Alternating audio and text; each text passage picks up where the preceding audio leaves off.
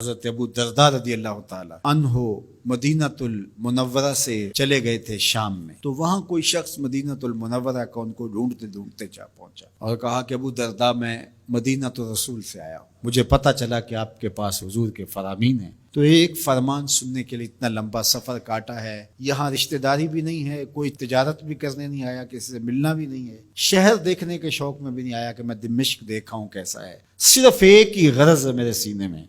اور وہ یہ کہ میں ابو درداء سے حضور کا فرمان سنا۔ تو حضرت ابو درداء رضی اللہ تعالی عنہ نے پھر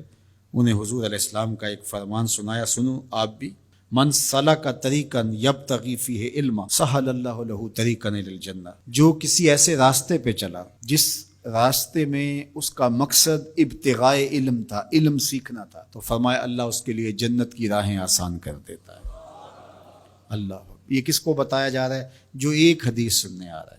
لازمی نہیں ہے کہ وہ باقاعدہ طالب علمانہ انداز ہی اختیار کرے کہ باقاعدہ داخلہ لیا جائے کسی ادارے میں اور وہاں سیکھنے کے لیے جائے تو وہ طالب علم شمار ہوگا۔ لازمی نہیں ہے کہ 8 سال کا 10 سال کا کورس پڑھنے جائے تو پھر ہی طالب علم شمار ہوگا۔ اس کو بتایا جو صرف ایک حدیث سیکھنے آیا تھا۔ تو میں آپ سے کہوں گا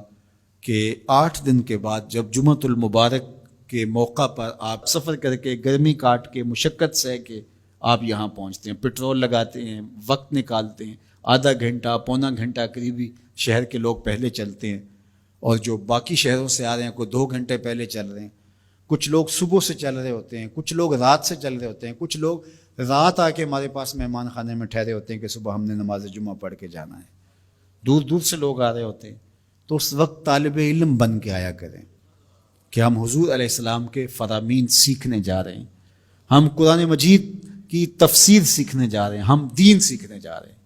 تو پھر آپ جب گھر سے چلیں گے تو جنت کی راہ پہ چل کے یہاں پہنچیں گے۔ اور دوسری بات، وَإِنَّ الْمَلَائِكَةَ لَتَضَعُ أَجْنِحَتَهَا لِطَالِبِ الْعِلْمِ رِضًا بِمَا يَصْنَعُ، اور جب وہ گھر سے چلتا ہے، جتنے بھی دور سے چلا ہے، 20 کلومیٹر سے چلا ہے یا 2000 کلومیٹر سے چلا ہے، وہ جتنی دور سے بھی چلا ہے، جب وہ گھر سے چلتا ہے، اللہ کے نورانی فرشتے اپنے نورانی پر اس کے پروٹوکول کے لیے چلنے والے کے پاؤں تلے پھیلا دیتے۔ یہ پروٹوکول ہے، اللہ اکبر، یہ اعزاز ہے، یہ تکریم ہے۔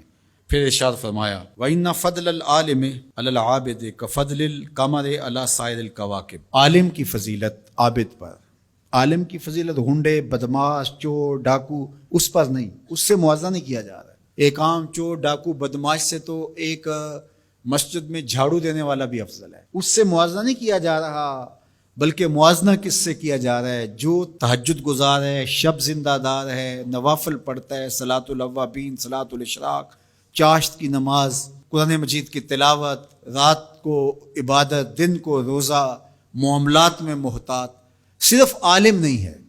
باقی وہ عابد ہے بہت بڑا، اپنی نظر پر پہرے بٹھاتا ہے، خیالوں پر پہرے بٹھاتا ہے، سوچوں کو آوارہ نہیں ہونے دیتا، زبان کو بے قابو نہیں ہونے دیتا، عابد ہے۔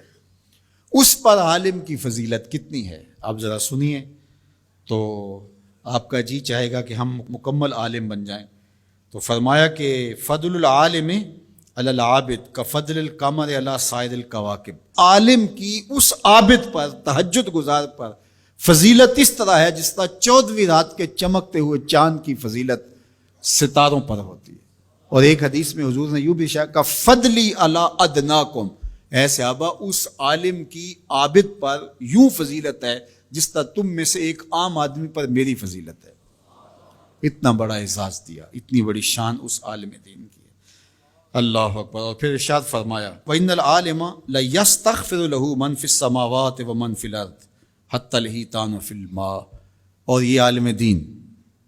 اس کے لیے بخشش کی، استغفار کی، معافی کی اللہ کے حضور دعائیں مانگتے۔ کون؟ جو آسمانوں میں رہتے فرشتے، ومن فی الارض، اور جو زمینوں میں رہتے ہیں، حتی الحیتان فی الماء، یہاں تک کہ جو سمندروں میں، دریاؤں میں، پانیوں میں مچھلیاں رہتی ہیں وہ بھی عالم دین کے لیے دعائیں کر رہی ہوتی ہیں، اللہ اس کی مغفرت فرما دے، اللہ اس کی مغفرت فرما دے۔ اگر کوئی معمولی چیز صادر ہو بھی جائے عالم دین سے تو لٹھ لے کے پیچھے نہ پڑ جائیں، ہم تو اگر کوئی گناہ کر بیٹھے تو ہمیں خود معافی مانگنی پڑتی ہے، اور اس خلوص سے شاید مانگتے ہیں کہ نہیں مانگتے، لیکن عالم دین سے اگر کوئی خطا ہو بھی جائے، کوئی غلطی ہو بھی جائے، تو آسمان کے فرشتے بھی دعائیں مانگ رہے ہوتے ہیں، زمین کی مخلوقات بھی اس کے لیے استغفار طلب کر رہی ہوتی ہیں، اور سمندروں، دریاؤں اور پانیوں کی مچھلیاں بھی اس کے لیے استغفار طلب کر رہی ہوتی ہیں۔ یہ اتنی بڑی فضیلت ہے اللہ تعالیٰ نے علماء کی رکھی۔ دعا کرو اللہ مجھے بھی اور آپ سب کو بھی علماء کے زمرے میں شامل فرمائے۔